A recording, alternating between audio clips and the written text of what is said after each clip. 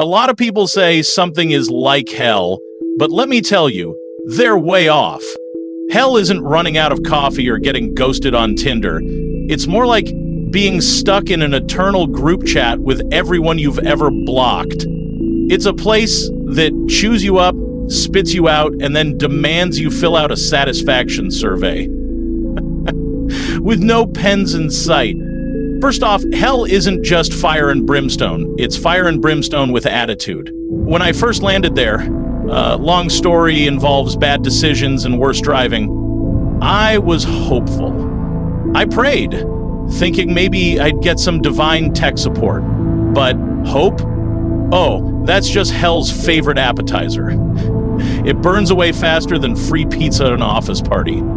The flames were intense, but not like a cozy campfire or even a bad sunburn. It's like eating the spiciest wings ever, but instead of your tongue, it's your soul, and there's no ranch dressing in sight. And just when you think, hey, at least it can't get worse, your soul regenerates so the burning can start all over again. Fun, right?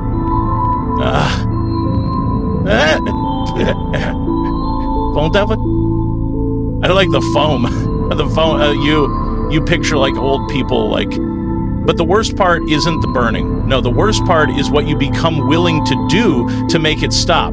That's the real kicker. You'd sell out anyone, your ex, your dog, even that barista who always spells your name wrong. And guess what? That's exactly what hell wants. I don't remember much about my life before hell. Some kind of accident, I think. I woke up there confused and crispy. Time in hell doesn't work like it does here. A minute feels like a century, and a century feels like a Monday morning that never ends. I was there for what felt like an eternity before a biker gang, yes, a literal biker gang, showed up and offered me a deal. Want to get out of the fire? One of them asked. His leather jacket had flames on it because subtlety isn't a thing in hell. Desperate, I said yes without asking for the terms and conditions. Rookie mistake. They pulled me out of the pit, handed me a pill, and said it'd give me the strength to do what needed to be done. Spoiler, it didn't come with a warning label.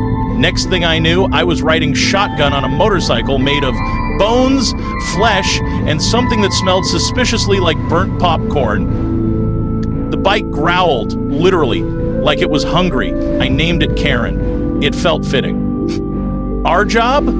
Hunt down souls who escaped hell and make sure they regretted it. Think Dog the Bounty Hunter, but with more screaming and fewer mullets.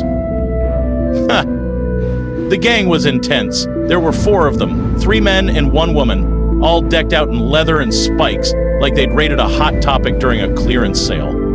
Their leader, let's call him Chad, loved his job a little too much.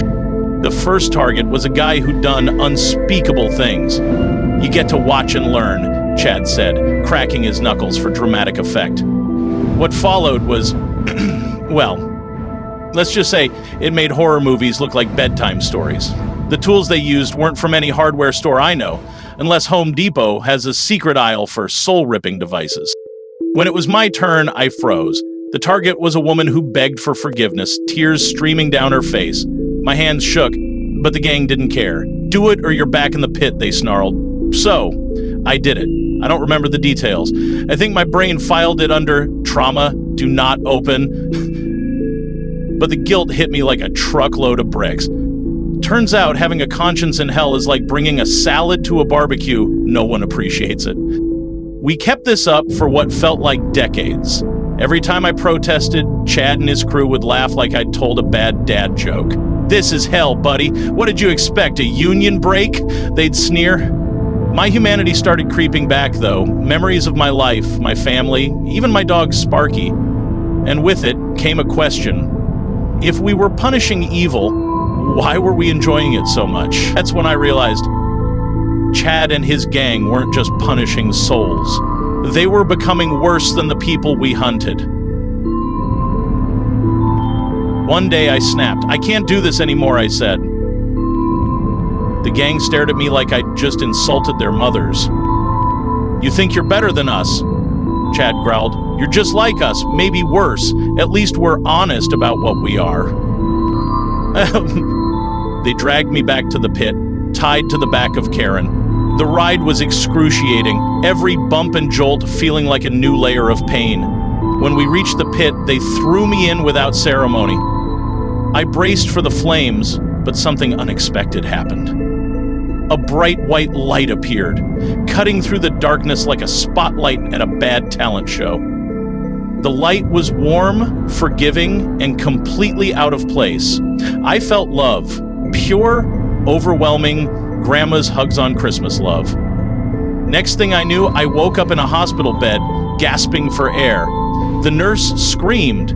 Apparently, I'd been dead for 3 minutes. To me, it felt like 3 lifetimes. Now, I spend my days trying to be better. I go to therapy, volunteer at shelters, and avoid motorcycles like the plague. The nightmares still come, though. Sometimes I hear Karen growling in the distance, or Chad's laughter echoing in my ears. But I remind myself that if darkness like that exists, so does light. And I cling to that light, like my life, my soul, depends on it. So, yeah, hell is real. It's not just eternal suffering. It's a never-ending test of who you are and who you're willing to become. And if you ever find yourself there, remember this. When given the choice between burning and losing your humanity, sometimes it's better to burn.